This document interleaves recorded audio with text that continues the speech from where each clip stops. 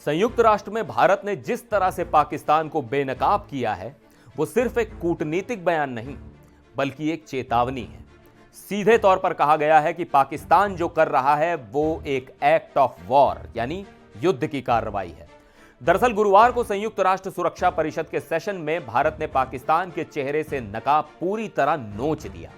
मुद्दा था अफगानिस्तान में पाकिस्तान की एयर स्ट्राइक और जमीनी हमले।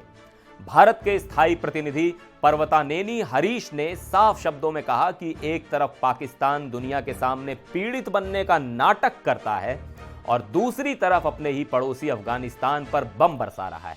इन हमलों में न सिर्फ आम नागरिक मारे गए हैं बल्कि महिलाओं, बच्चों और यहां तक कि स्थानीय क्रिकेट खिलाड़ियों की भी जान गई है। भारत ने दुनिया को बताया कि यह अंतर्राष्ट्रीय कानूनों का कितना गंभीर उल्लंघन है। इस मामले की तह में जाएं तो पता चलता है कि पाकिस्तान सिर्फ बमों से हमला नहीं कर रहा बल्कि वो व्यापार और परिवहन आतंकवाद यानी ट्रेड टेररिज्म का खेल खेल रहा है। अफगानिस्तान चारों तरफ से जमीन से घिरा हुआ देश है जिसे हम लैंड लॉक्ड कंट्री कहते हैं। उसके पास समुद्र तक जाने का रास्ता नहीं है। ऐसे में अंतर्राष्ट्रीय नियमों के मुताबिक उसे रास्ता देना पड़ोसी देशों की जिम्मेदारी होती है, लेकिन पाकिस्तान अपनी सनक में आकर बार बार बॉर्डर सील कर देता है। भारत ने यूएन में इसी मुद्दे को उठाया। पर्वतानेनी हरीश ने कहा कि दशकों से चुनौतियों से जूझ रहे अफगान लोगों का रास्ता रोक देना WTO के स्टैंडर्ड्स का उल्लंघन तो है ही, साथ ही ये एक कमजोर देश को भूखा मारने की साजिश भी है। इसे भारत ने सीधे तौर पर खुली धमकी और युद्ध की कार्रवाई करार दिया है। जमीनी हालात बद से बदतर हो चुके हैं। आपको याद होगा कि इसी साल अक्टूबर की शुरुआत में पाकिस्तान ने काबुल पर हवाई हमले किए थे। ये वो समय था जब अफगानिस्तान के विदेश मंत्री आमिर खान मुत्ताकी भारत की यात्रा पर थे। वो हमले शायद पाकिस्तान की उसी बौखलाहट का नतीजा थे।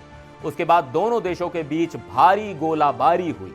हालांकि कतर और तुर्की की मध्यस्थता के बाद 19 अक्टूबर को सीजफायर यानी संघर्ष विराम हो गया था, लेकिन इस हफ्ते की शुरुआत में पाकिस्तान और तालिबान के सैनिकों के बीच फिर से खूनी झड़पें शुरू हो गई हैं। दोनों एक दूसरे पर सीजफायर तोड़ने का आरोप लगा रहे हैं, लेकिन हकीकत यह है कि 2021 में तालिबान के सत्ता में आने के बाद से यह अब तक का सबसे गंभीर संकट है। भारत ने अपनी बात रखते हुए साफ कर दिया कि हम अफगानिस्तान की संप्रभुता और अखंडता के साथ खड़े हैं, लेकिन साथ ही भारत ने एक और बड़ी बात कही जिस पर दुनिया को गौर करना चाहिए। भारत ने कहा कि अफगानिस्तान को लेकर सिर्फ सजा देने वाली नीति या डंडा चलाने की नीति फेल हो चुकी है।